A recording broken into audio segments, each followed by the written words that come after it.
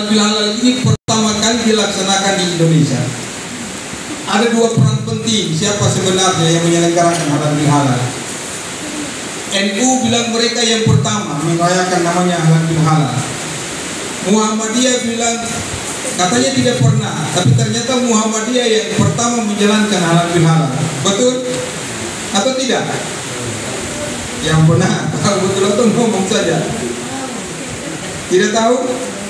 Nah, halal bihalal ini sebenarnya pertama kali dilaksanakan itu di tahun 1935-36. Itu dilakukan di Jogja dari berbagai literasi yang ada. Dilaksanakan di Amangkurat di Yogyakarta, yang mana tokoh-tokohnya yang melaksanakan pertama itu katanya adalah warga Muhammadiyah yang ada di Yogyakarta. Halal bihalal ini sebenarnya pertama itu terjadi ketika orang-orang India itu mereka menjual martabak di Jogja. Lalu mereka menyatakan ketika dengan orang-orang pembeli mereka bilang begini, halal, halal, halal. Kemudian ketika mereka membeli halal ini, akhirnya diselenggarakanlah yang pertama pelaksanaan di Istana Amangkurat yang kita sebut dengan nama halal bihalal itu pertama kali. Kemudian pada tahun 1948 oleh tokoh yang namanya tokoh NU yang namanya Kiai Wahab, beliau masuk menghadap Soekarno, lalu kemudian mau mencoba menyelenggarakan menyatukan semua orang-orang yang berbeda ini untuk mereka bersatu dan membuat sebuah kekuatan bangsa yang kemudian pada tahun 1948 Soekarno lalu mengundang orang-orang tokoh-tokoh nasional untuk kemudian mereka bersatu dalam ikatan kekuatan halal bihalal atau kekuatan silaturahim untuk membangun bangsa ini. Ini dua histori sejarah tentang halal bihalal. Nah, jadi kalau kita bicara tentang halal bihalal itu sudah. Nah, kemudian halal bihalal ini kita laksanakan pada saat bulan Syawal, Idul Fitri. Nah, itu menurut Ustadz kita Adi Hidayat, katanya ketika Idul Fitri itu ada perayaan dan merupakan tradisi daripada halal bihalal. Kita kembali kepada yang namanya fitrah. Fitrah atau dalam bahasa Arab disebut dari asal kata futur, artinya makan. Makan. Maksudnya seperti apa? Ketika kita berpuasa bulan suci Ramadan, pada saat pagi sebenarnya kita harus makan, kita berpuasa. Siang harus makan, kita berpuasa. Sampai pada saat berbuka puasa, pada saat matahari terbenam, baru kita makan, itu puasa.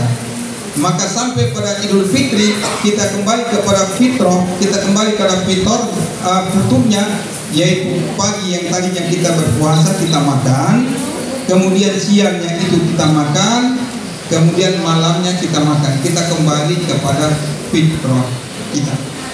Itu kemudian diadakanlah yang namanya halal bihalal. Nah, ini menurut pandangan Adi Hidayat, tokoh Muhammadiyah yang coba menjelaskan tentang apa sih Idul Fitri, apa diatur, kemudian diselenggarakanlah kegiatan halal bihalal. Selanjutnya, Dinda, saya mau menjelaskan kembali tentang kita berMuhammadiyah.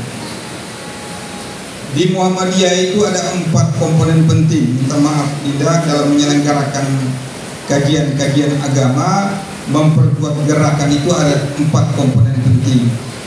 Yang pertama yaitu penguatan akidah.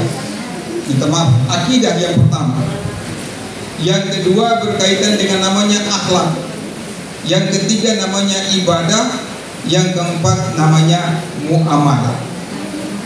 4 ini tolong ada di dalam diri kader Muhammadiyah. Yang pertama berkaitan dengan akidah. Akidah adalah bagaimana kita hanya bersandar kepada Allah dan Rasulnya. Jadi akidahnya akidah Islam, sandarannya adalah Al-Quran dan hadis.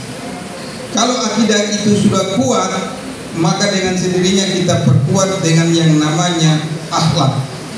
Akhlak harus kuat. Akhlak yang disandarkan kepada akhlaknya Nabi Muhammad SAW. Yang ketiga, yang berkaitan dengan ibadah. Ibadahnya harus juga bersandar kepada Al-Quran dan hadis berdasarkan ajaran Islam yang sandarannya tadi Al-Quran dan hadis. Dan yang keempat adalah muamalah dunia, muamalah duniawiyah, yaitu kita coba membangun peradaban, kita membangun Islam berkemajuan dengan pikiran-pikiran muamalah yang juga bersandar kepada Al-Quran dan hadis. Setuju? Oke. Kalau begitu kita pegang teguh kepada 4 hal ini ketika kita bermuhammadiyah. Kemudian Al-Quran, di dalam Al-Quran itu kalau tidak salah di dalam surat Al-Imran ayat 103 itu, sebelum Dinda Nas bacakan tadi Al-Imran ayat 102. Ya ayyuhalladzina amanu taqullaha haqqa tuqatih wa la tamutunna illa wa antum muslimun. Tapi ada ayat yang lanjut yang digunakan oleh Muhammadiyah adalah wa'tasimu bihablillahi jami'a wa la tafarraqu wadhkuru ni'matallahi 'alaikum iz kuntum a'da'an fa'alafa baina qulubikum fa asbahtum bi ni'matihi ikhwana. Itu ayat yang kedua setelah Al-Imran ayat 102 tadi. Artinya apa? Berpegang teguhlah kalian pada tali Allah dan jangan kalian bercerai-berai. Sekarang kita bercerai-berai, tahu bercerai-berai? Angkatan muda Muhammadiyah bercerai-berai atau tidak? Minta maaf Dinda. Bercerai atau tidak? Cerai ada di utara, ada di selatan, ada di timur, ada di utara.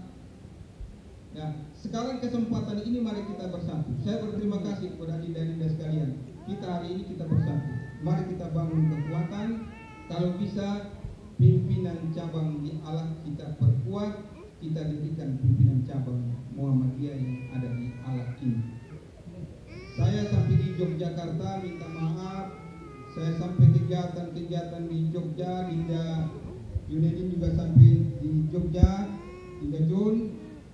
Ternyata kita Muhammadiyah yang ada di Nusa Tenggara Timur dengan Muhammadiyah yang ada di Jawa sana, minta maaf, Muhammadiyah yang ada di Jogja sana itu pimpinan ranting bisa dirikan rumah sakit. Pimpinan ranting punya sekolah.